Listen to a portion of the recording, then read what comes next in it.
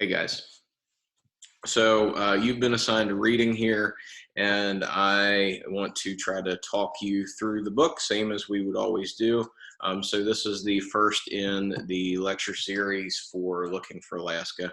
I've done some research here, and I found some things that I hope will help you understand the book. So I hope that you find this valuable. All right, so let's get started here. So before we get even into the book, I want to talk a little bit about the background information here. So this is our author, and his name is John Green, and you probably know some of his work. So as far as like, he's also a famous YouTuber.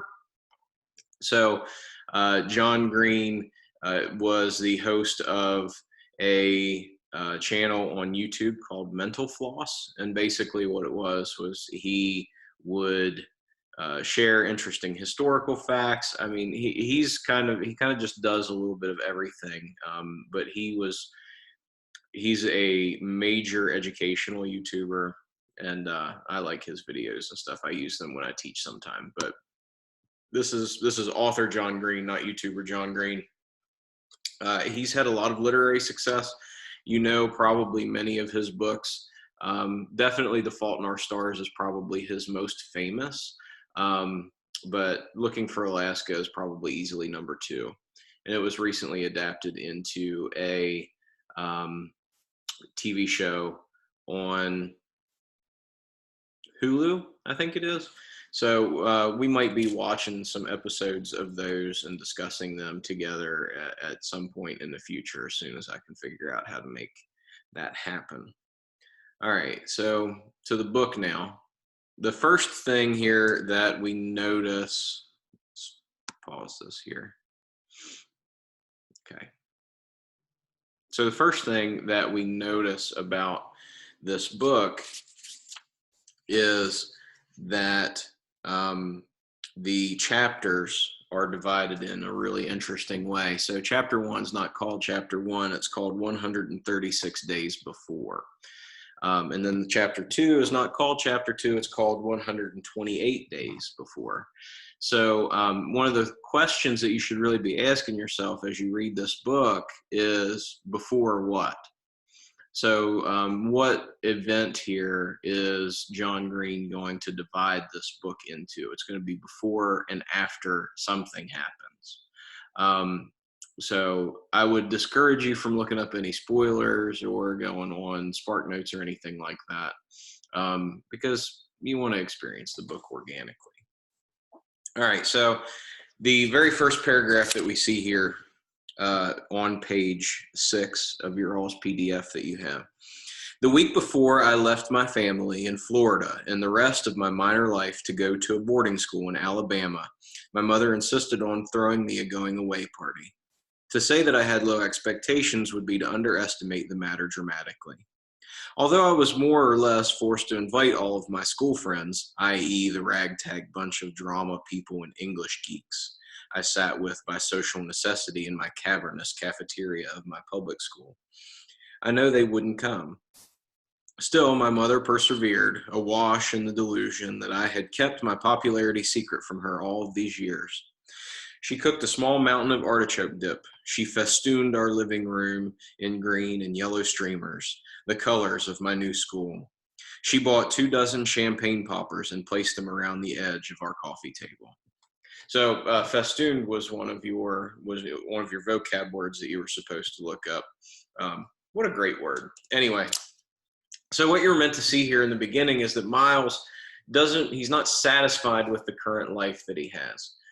He is unhappy with the way that his life is going. He's unhappy with his friends that he has. He's unhappy with the amount of adventure that he has access to. And all of those things are going to be really important later on in the story. Okay, it's also important to note that he is going to be going to a boarding school. And so, assuming that I did this right, you guys should be able to see my screen now. A boarding school is a school where the students have the option of living in the school. Okay, so basically Miles is going to go to a school where at the end of the day he goes to a dorm, and basically they're preparatory schools. They're prepped for college. Some of them are very, very nice schools. So there are kind of like two kinds of prep schools, right? So there are boarding schools where students go live at them because their parents don't want them to live at home anymore because they're a behavioral problem. And then there's the other kind of prep school that students who have families that are very fairly well to do end up going to. And so you're going to see here that later on, Miles and the Colonel and some of the other students are there on scholarship, which would denote that, you know, they have some financial difficulties and maybe their home lives aren't as good as some of the other students that are there. But in the first chapter, we don't see anything bad about Miles's home life. It seems like his parents love him and he loves them, right? But we don't kind of see the parents of the Colonel and also Alaska, so we should be asking some questions about that. Later on in the chapter, he talks about there are two groups of people. There are the weekday warriors, and those are the students who go home on the weekends. And then there is everybody else, and those are the ones that stay through the entire time. And we're kind of meant to believe that those people are different, and they might be different because of some kind of like class reason, like one has more money than the other. Okay. All right, down at the bottom, toward the end of that first chapter, we find out that Miles really likes last words. And this is going to be a recurring theme throughout this book, is that they're going to be talking about last words. And so just be kind of thinking about right now what the special significance is of somebody's last words. Okay. And all right, so the first set of last words that are going to be really important to this are from Francois Rabelais. Apparently he was a poet, and this is at the end of chapter 1. I go to seek a great perhaps. That's why I'm going, so I don't have to wait until I die to start seeking a great perhaps. And the great perhaps is going to be a thing that pops up over and over again in the first chapter, or well, in the early chapters and throughout the entire book, really. And the great perhaps you're meant to see is just kind of like the possibility of an adventure. So we see in the early pages that Miles isn't really happy with his life. So he's going to boarding school to kind of look for the adventure that he thinks would make him happy. Okay. So let's go on now. We're going to be in the second chapter, 128 days before. And we are going to meet Alaska, and we are going to meet the Colonel. Okay. So, and these characters are going to be important to the rest of the work. So the first thing that I want to show you guys from this chapter is this poem. And so if you turn with me to page 8 of 88, it's going to be the third paragraph. Okay, so I'm just going to read here a little bit. When I opened the bathroom door after my shower, a towel wrapped around my waist, I saw a short, muscular guy with a shock of brown hair. He was hauling a gigantic army green duffel bag through the door of my room. He stood 5 feet and nothing, but was well built like a scale model of Adonis, and with him arrived the stink of stale cigarette smoke. Great, I thought.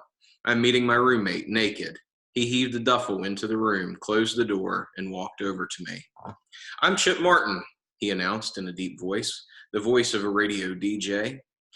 Before I could respond, he added, I'd shake your hand, but I think you should hold on damn tight to that towel till you can get some clothes on. I laughed and nodded my head at him. That's cool, right? The nod, and said, I'm Miles Halter. Nice to meet you. Miles, as in to go before I sleep? he asked me. Okay, so this is an allusion to this poem, which I'm going to read to you here. Whose woods these are, I think I know. His house is in the village, though.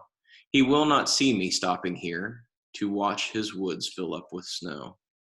My little horse must think it queer to stop without a farmhouse near, between the woods and frozen lake, the darkest evening of the year. He gives his harness bells a shake to ask if there is some mistake. The only other sounds the sweep of easy wind and downy flake. The woods are lovely, dark and deep, but I have promises to keep, and miles to go before I sleep, and miles to go before I sleep.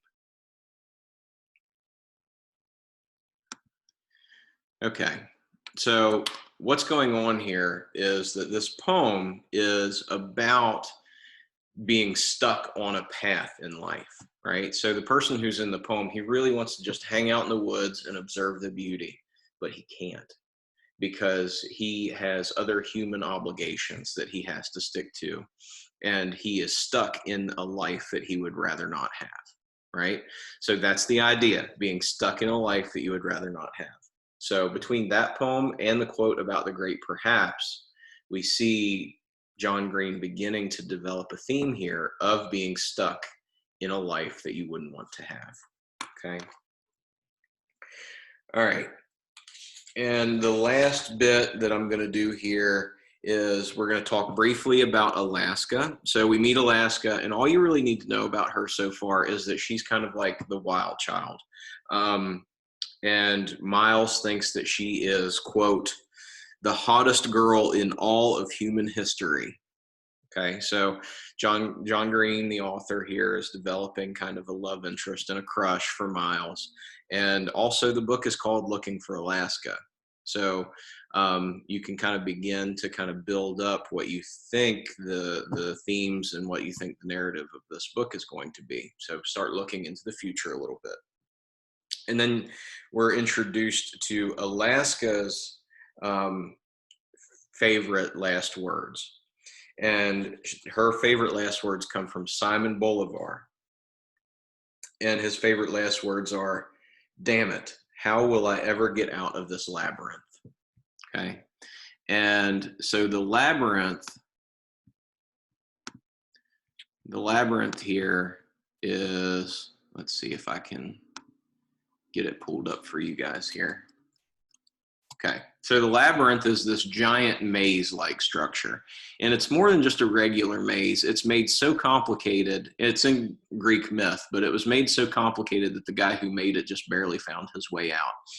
And the labyrinth was a prison for the Minotaur, and it was designed to keep the Minotaur in. And so when she's talking about the labyrinth here, how will I get out of the labyrinth? You're meant to kind of like question, what is the labyrinth? And that's going to be a question that the characters in the book kind of struggle with throughout. Is it life? Is it death? Is it suffering?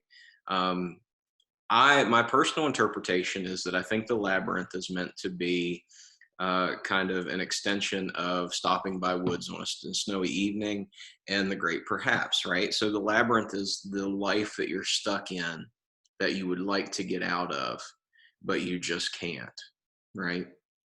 And so, like, I'm sure many of you guys are kind of like confronting this now. You know, you're working at McDonald's or the dollar store. Maybe you're doing a job that you would rather not have, or maybe you're stuck in a class that you would rather not have, or maybe you are stuck in a career path that you'd rather not have, or you're being forced into something that you would rather not do. The great perhaps is the idea that there is adventure there that we need to pursue, but we have to give up something, just like Miles gives up his family to go to the boarding school. Okay. And guys, that's the end of your analysis of the first section. Please answer the reading questions if you have not already done so. We're going to be sticking to due dates there. And just be on the lookout for more of these videos and for the assignment of section 2. Okay, so let's see here. All right, guys, be safe out there. And don't forget to check office hours if you need to. And I hope to see you all soon.